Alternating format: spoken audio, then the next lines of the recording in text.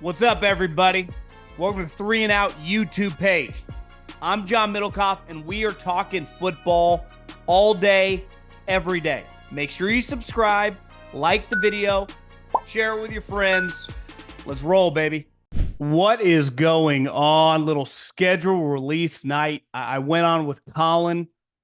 We dove deep onto several things, so you can find that on YouTube or the podcast version. Wanted to hit on a couple other things. I wanted to go over the schedule of the Super Bowl teams, the 49ers and the Chiefs. I also wrote down Green Bay's schedule because I think there's something pretty fascinating there when it comes to Jordan Love. Netflix is now not just involved with the NFL this year. For the next 3 years, they signed a deal. Get ready, buckle up, because this is where we're headed. And then just some other schedule things that I saw on the interweb. There's a lot flying around. These teams that post the schedule on Twitter or Instagram and use the color coding, call me an old man, but just write the team. Just do week one. It's like, is this home? I'm having to scribble. It's a little complicated. I get it. The videos are cool. I'm cool with a long 3-minute video doing fun stuff, but the actual picture of the schedule, the color coded, it's hard to read the colors. Just make it simple. This doesn't need to be that complicated.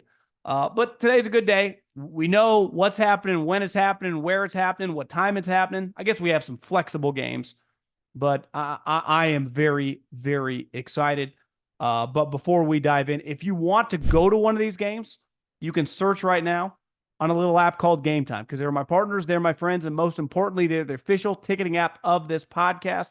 You can search any venue, any team, anytime. Just type it in, buy a pair of tickets. If you want to go to something before football season, you got baseball this summer, you got concerts, comedy shows. Get out of the house, go enjoy yourself. Summer, sun's out, go have a brewski, get outside, and do it on us. Because right now, take the guesswork out of buying tickets with Gametime. Download the Gametime app, create an account, and use code JOHN, John, for $20 off your first purchase. Terms apply. Again, create an account and redeem code JOHN, John, for $20 off. Download the Gametime app. Last minute tickets, lowest price guaranteed. I thought a lot about this because at this point in time, only one team in the NFL is truly like, if you don't win the Super Bowl, it's a really big letdown. And that's the Chiefs, right? They've won 3 of 5. They've been to 4. They have Mahomes. They have the best coach in the league. It's just the season starts, their fan base, like, we're going to win the Super Bowl. And if you don't, it's a pretty big letdown. No other team can say that. I think the Eagles, they've been to 1, but they changed their coaching staff around. The Cowboys haven't even been to a conference championship game in 25 years. The Lions made their first conference championship game in who knows how long, I think 92, if memory serves me correct. The Ravens, for as great as they are, like, let's face it, Lamar's going to have to do a little more in the playoffs. I think it's the 49ers. Like, partly because their core of guys, highly paid, their cap hits are going to start kicking in. This is the last year of Purdy's rookie deal. It's kind of all there. It's got to be now or never. They added a receiver. They didn't trade Debo or Ayuk. Trent Williams is 35. Kyle Shanahan, all the talk ever is, can he win the big one? Well, I've seen him win a lot of big games. He's won like 8 playoff games in his 49er career. He just lost 2 Super Bowls, and they've been devastating. But he's lost them to Andy Reid and Patrick Mahomes. And who knows? Maybe they face off again for the 3rd time in like 6 years. That'd be cool. Some people might say it wouldn't be cool because we're ready for some new blood. But I looked at the Niners schedule. And one, the Jets-Niners is a fantastic week 1 Monday Night Football game. Like, that's elite. It doesn't, and I don't even know. I think the Jets, if Aaron's healthy, 8-9 wins. If things get weird, they could be shitty again. But maybe best case scenario 10. But week 1, you give me Aaron Rodgers. We saw it last year. I was glued to the TV just like we all were for Aaron Rodgers versus the Bills. I'm in. That's a no-brainer. I would have gone Niners, Jets, or Niners, Cowboys. They went with the Jets. No issue. I think early on in the Niners schedule, they can start fast. And to me, like, there's going to be pressure on this team because the Brock Purdy thing. And here, I've been saying this forever about Brock Purdy. The conversation is not going to change. It wouldn't have changed if he would have won that Super Bowl, because all the haters would be like, let's see if he can do it again. Can he continue to do it? My stance is pretty clear. He's good. But, I think he's really good. But we just saw Jared Goff get $170 million, averaging about over $50 million a year. That's kind of the range. So, he's got to be really good to feel good about giving that contract. The 49ers open with the Jets. Then they go to Minnesota. Then they get the Rams, who Kyle Shanahan has owned. And then they get the Pats in Arizona. So, I think this team could start really fast. And when I look at the 49ers, to me, it's between them, the Lions, but I think that the NFC North is going to be pretty tough. I know I've heard a lot of people talk about the NFC West in terms of Seattle could be a lot better. I don't know if I'm really buying it. I think they got a lot of good players. First-time head coach. They have an offensive coordinator that's never worked in the pros. Loved him at Washington as an offensive coordinator. He's entering a new realm. Their quarterback is Geno Smith, who, great story, easy guy to root for, but I'm sorry, before I just put you in the playoffs with a brand new coach and Geno Smith, your quarterback, I can't do it. There are some people high on Sam Howell, but the 49ers then get them on Thursday Night Football. They do have a tough stretch. The Chiefs, the Cowboys, they get a bye at Tampa, who I think is going to be pretty good. I think the 49ers are going to be pretty damn good. Just like I think a lot of the teams that were really good last year are going to be good. I think Detroit's going to be good. I think the Packers are going to be good. I think the Eagles are going to be consistently better than they were. Cowboys, to me, are the wild card. I talked about it with Colin. To me, one facet, there aren't question marks with the Niners in terms of, this guy has to prove this to do that. Kyle Shanahan's already paid Brock Purdy in his mind. He fucking loves the guy. I've been saying forever with Jordan Love is, one, right now, if you gave him a 3-year, $100 million contract extension, I don't think he would sign it. You'd be like, how's he turning down that type money? Well, he just saw Jared Goff get $170 million. And he goes, well, if I have a full season and I played like I did at the end of last year, at minimum, I'm getting something in that world. So why would I sign a quote-unquote team-friendly deal? Because I think the Packers would love to do that. Well, looking at the Packers schedule, and one, I give the NFL credit, because those of us on the West Coast, when you do this for a living, and listen, I'm not acting like this is difficult. My dad was a farmer. I've worked at that. That's hard work. I worked construction in high school and in college. That's hard work. This is not hard. But it is time consuming during the NFL season. I got to watch a lot of football, which, not the worst thing in the world.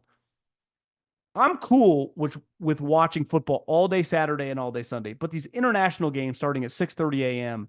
Pacific Standard Time, I'm not that interested.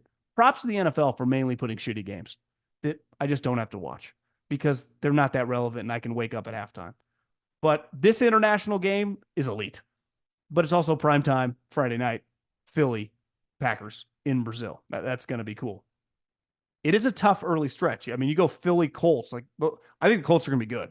So that's 2 tough games. Because I've always said, I have no problem breaking off Jordan Love. I would just need to see more. I would give him a contract extension in the middle of the season. And if the Packers are good, it means they're competing with the Philly, the Colts, the Rams, the Texans. I mean, these are all teams they play in the first half of the season. So what he proved last year was incredible. The way he played at the end of last season honestly looked like versions of Aaron Rodgers. That was like, what the hell is this? But I say it all the time, part of being a good player, this is why I defend Purdy. He had whatever the first or the end half of his rookie season when everyone got hurt. And then he came back this year and answered the bell. Obviously, it's a short resume, but if he does it again, he's got a large body of work. He's just a good player. That's why when the Lions signed Jared Goff, played well for them for 2 seasons. He has 3 years with the Rams. He has a 5-year body of work that's high-level Pro Bowl. You've seen it. It's not a 1-year wonder. And I think if all of a sudden Jordan Love take a step back early in the season, everyone can just be like, okay, let's just take a deep breath. We got the franchise tag in our back pocket. But if all of a sudden you're 6-3 and you've beaten the Colts, Rams, and Texans, and he's outplayed some of their young quarterbacks, yeah, let's give this guy $160, $170, $180 million. This guy's our quarterback for the future. We don't even hesitate. But I would use that early body of work as just a deep breath. That's why I would not sign the contract. They're still unknown. Like with Tua, I've seen enough. I'm sorry, I'm not extending. Even if I was the Cowboys, like, we got to win in the playoffs if I'm going to give another huge extension. With Jordan Love, I mean, there's a chance in a couple of years he's one of the better quarterbacks in the NFL. But also, we've seen a lot of guys have an 8-game stretch and then take a step back. And this early part of the schedule, I think we're going to learn a lot. He has the entire offseason with all these young players. He's entrenched as the starter. The other thing is, and I would say the same thing about CJ Stroud, sometimes you get to sneak up on people because you're a young player, you're unproven. When you're an established star, like when Lamar Jackson or Josh Allen or Patrick Mahomes plays a football game, you have got that defensive coordinator and those defensive players attention every minute of every day during the week. They have given elite focus. That's why I always give you like a shitty win or a shitty loss during the season. It's like, God, how did you lose to the Giants? Or how did you blow it to the Panthers or the Cardinals? Well, we didn't focus as much during the week. You know why? We're human beings. And Belichick used to get up there when they'd be playing a winless team in November, and he'd go on some diatribe about how great their special teams is, how awesome their pass rush is. These players see the film, they know they suck. But when you play the best of the best, you better dial in. One, football's hard enough to begin with. And when you're playing elite players, like, you better be on your P's and Q's. You better take practice seriously, film study seriously, your rehab seriously, your lifting seriously, your eating, your sleep. Like, you're extra focused. Well, I'm not saying CJ Stroud didn't get any attention last year, but he's going to get way more this year. That, when it's 10 o'clock at night and the defensive coordinator's like, yeah, should I go home to my wife? Or, no, maybe I'll do an extra hour of film study. Or that defensive end or linebacker or safety, and you just get an extra level of preparation from the opponent. Jordan Love's going to get that this year. Like, no one is going to go into a defensive game plan when you're playing the Packers, starting with Vic Fangio, going to Gus Bradley, and not spend extra time getting ready for this player and viewing him early on as this guy might be one of the best young players in the league. And that's an incredible opportunity for the Packers to evaluate them. It's why Kyle Shanahan's high on Brock Purdy, because they were so good his rookie year. When he came back his second year, teams were throwing the kitchen sink at him. It was like, God, look at the way he handled it. Now, part of being a great player is doing it for like 10 straight years. Peyton Manning, Aaron Rodgers, Tom Brady, right? We know the list, what Patrick Mahomes and Josh Allen are doing right now, Lamar Jackson. It's every single year. Like, yeah, I'm headed to the Pro Bowl this year. Like, it's August 5th. Yeah, I'll be there. And I think Jordan Love is a Pro Bowl talent. And I'm fascinated to watch it materialize, right? Because if it comes to fruition, the Packers could be an awesome team. They could compete with the Detroit Lions and the San Francisco 49ers in the NFC. If he's just kind of, as the kids would say, mid, or just takes a step back. Honestly, if he just plays like he did at the end of the next season, they're going to be good. I mean, they're going to be excellent, assuming that their defensive coordinator is good. And that's the other thing with these schedules. The hard part about schedules is, like, the NBA playoffs are heating up, and so is the action at DraftKings Sportsbook, an official sports betting partner of the NBA. With same-game parlays, live betting, odds boosts, and so much more. Don't miss out as the NBA postseason winds down. And if you're new to DraftKings, you got to check this out. New customers bet $5 to get $150 in bonus bets instantly. Download the DraftKings Sportsbook app now and use the code JOHN, that's code JOHN, for new customers to get $150 in bonus bets when you bet just $5.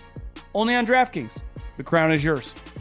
One, injuries at quarterback change things dramatically.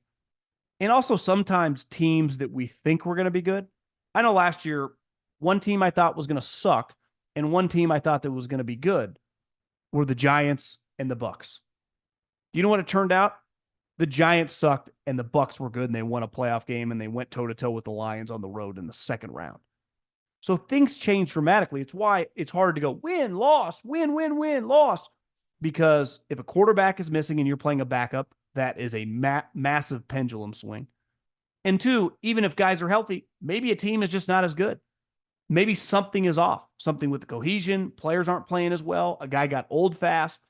There was a coordinator change and it's not sticking. So you just never know. You have a pretty good idea, like the Niners are going to be good. The Ravens are going to be good, right? But there are a lot of, like Cleveland last year won 11 games. I don't think they're going to win 11 games anymore, right? So there are going to be teams that were bad last year who take big steps. And there are going to be teams that are bad last year, like Carolina, most people think are going to be bad again. Also, when do you get a team when they're struggling? Like you get a team week one. I don't care if you're playing the Jets. I don't care if you're playing the Eagles, or I don't care if you're going to play in the Panthers. It's usually hard because you're getting every team's best effort. They have as much hope as you do, and spirits are high, especially on the road.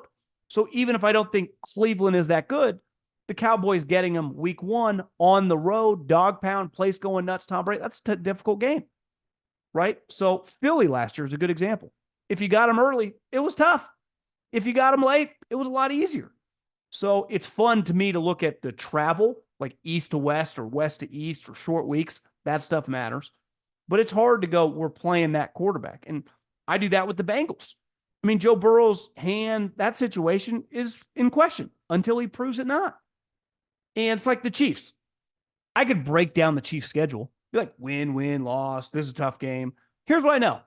At the end of the day, they're going to be 11 or 13 wins. And more than likely, they're going to win the division and have the 1 or 2 seed. And this year, unlike last year, there's not a soul if Patrick Mahomes is under center or in the shotgun. Anyone's going to bet against him. Period, point blank, end of story. I mean, that's the point this franchise is at. Their schedule, honestly, kind of irrelevant. It might be the difference of 14 wins or 11 wins or 12 wins. But here's what I know. If Mahomes plays 17 games, playoffs, division champs. It's really that simple. And that's what the Patriots had become, right? Of like, yeah, this might be a 13-win season. This could be an 11-win season. Playoffs. And good fucking luck trying to play them. Godspeed. You better be ready. And like, obviously, the conference, or excuse me, the division should be a little better. Assuming Harbaugh and the Chargers are much just better than what we saw out of Brandon Staley. And as Sean Payton starts to kind of feel it out that they should be more competitive start to finish. But like, you would have to be stoned out of your mind on who knows what. To me, of all the divisions, if you just went around, they are by far the easiest to pick. Chiefs, Baltimore, I don't even need to look at it. Their schedule is irrelevant. Honestly, they play tough games. They've had a first place schedule, I don't know, for 7 straight years. They're going to be good. Like the Niners, for example. Like, I would not feel, I think they're going to win the division, but it wouldn't stun me if the Rams won it. I know they're both going to be solid. I think the Chiefs are by far the easiest team to pick. Because even the Lions, you'd be like, Lions, well, what if Jordan Love is even better and all of a sudden that's the difference of a game and the Packers win that division? One team wins 12 and the other wins 11. It's very hard to pick the AFC North. The Ravens, let's face it, lost a lot. We don't know Burrow's health status. The Browns and Deshaun Watson, is he even good? I think most people are going to pick the Houston Texans, and I don't blame you for doing that. But let's not forget they were a drop pass away against Gardner Minshew from not winning that division. So I think the Colts are going to be pretty good. To me, that's a coin flip. And the other division that just makes me laugh is everyone, the Falcons, they're the betting favorite. And most people I hear that talk about football is like, the Falcons, Kirk Cousins is just some division winner consistently coming off an Achilles. Raheem Morris has won what exactly?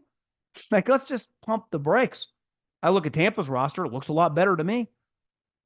I told myself I would never bet on the Saints and Dennis Allen to win a division again, but they did go 9-8 last year. And now they added Kubiak from the Niner staff to run that offense.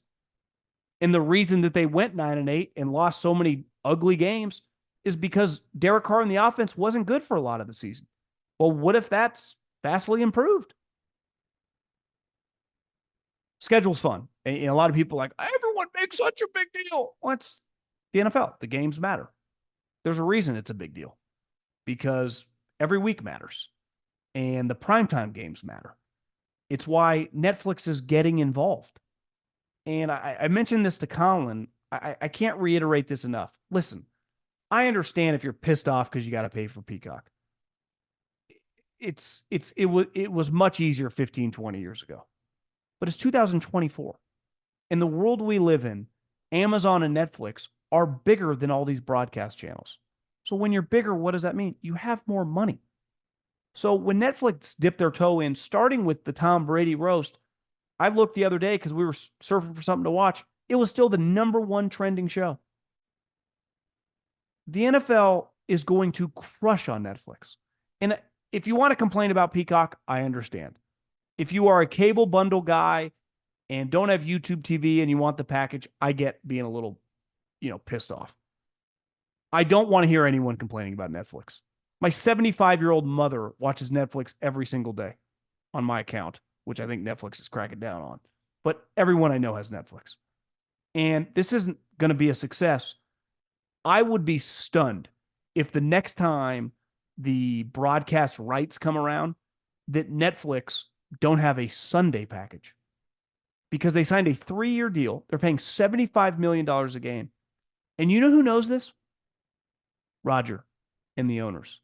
Because it was very, very telling. They gave them 2 really good games. That wasn't by accident. You know who they're not giving great games to? The UK and Germany. Games we don't really need to watch. And I understand it's Christmas, but they gave them really good games. The Chiefs, the Texans, I wrote it down.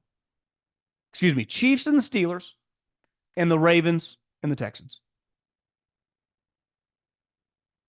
That's not by accident. And they know Netflix's power, and they also know where this is headed. I didn't choose this. We didn't choose this. But this is where we're at. This is the way the world has happened with the streaming, with the way everything's operated. I host a show on a daily basis. If this was 15 years ago, I would have to be on a radio show to do this. Now, how can a radio show compete against me?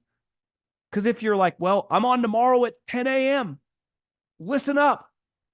I've already recorded, reacting to the same things you're going to react to in real time. And it's been out for 10 hours. Why?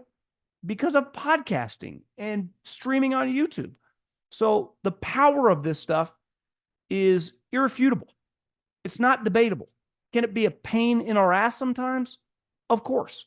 Transitional times usually are. But we're not going backwards.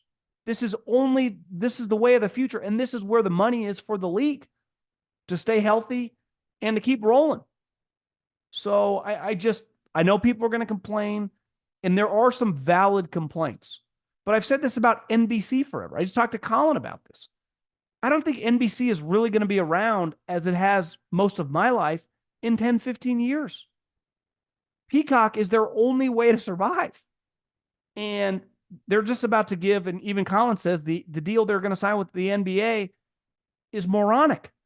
But I think a huge reason they're going to, quote unquote, overpay and lose their ass on it because they need inventory for Peacock. Because that's their only kind of road to survival because their costs are so high. They have to get people on these streaming platforms because that's where everyone is. That is where the consumer is, especially the younger consumer. Well, in 10, 15 years, a guy like me is no longer 38, 39 years old. I'm 55.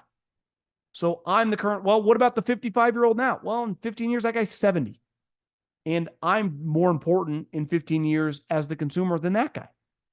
And I've been inundated and used to this now for a long period of time. And I represent people my age. So change is tough. But the NFL's seen these other leagues and they don't want to do that. Baseball's done it for years. It's like, sign these local deals. It's like, well, how's that working out for you? Last but not least, I saw this clip on the 21st of December, which is a Saturday. And typically, after the college football season ends, those couple weeks, the NFL does a couple Saturday games. They've done it for as long as I can remember. Well, they're doing it again this year. They haven't changed. Texans at Kansas City, or that's that's the Christmas day. Maybe I wrote it down, but the date wrong or the game's wrong. But on the 21st of December, let me get this right. 21st of December is a Saturday. And the NFL has 2 football games on that day, like they have forever. College football, the playoffs, instead of forever, it's been bowl games that just did not matter. The the Stanley Cup Bowl, the Apple Bowl, and the Slipper Bowl. Well, now it's real games. It could be Alabama at Ohio State, USC at Texas. And it's going to be a big deal for college football, which I don't blame them for changing. But the NFL, I saw a lot of people in college football like, what are we doing? Well, that's been the NFL's territory. If you want to come to that, I don't blame you. And I'll watch everything. I'll have multiple TVs going on an iPad or whatever. But like that week has always been a throwaway week for college football. It's been irrelevant bowl games that you didn't really have to watch. And now it's an important weekend for college football. But what do you expect the NFL to do? Not put games there? I truly don't care because I'm going to be watching football all day that day, no matter what. But a lot of people on the internet that cover the sport are going to complain and talk shit about college football. Maybe you could move it back, but the NFL plays those Saturday games in late December. They have for a long period of time, and they're not going to slow down doing them. I'd argue both can live. It obviously will take away from college football, but it kind of is what it is. It's just the timing. If you're going to expand this longer college football season, you're going to run into, the saber-toothed tiger, the Lion King, something you can't beat. Now, you listening to this might not care. I really don't care whether the ratings are high or low for college football play. I'm going to watch.